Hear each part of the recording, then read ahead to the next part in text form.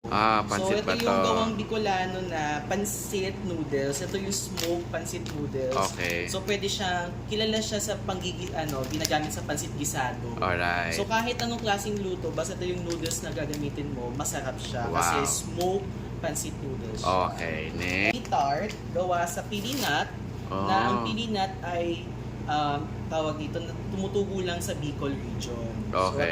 So ito talaga yung staple of Bicol. Alright. Sa mga dessert, no? Masapan, de pili, gawa ulit sa pili nut ito. Masapan, de Alright. pili, and ito nakabalot kasi naka-freezer siya.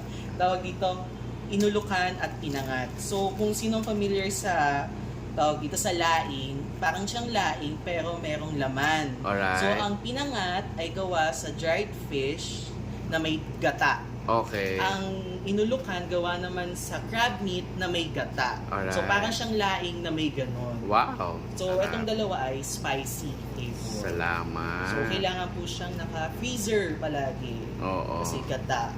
Thank Ayun. you. Ang aking mga anik-anik. Anik-anik! Mga anik-anik. Ang dami naman! Siyempre naman din, hindi pwedeng konti lang. Sige, maraming salamat.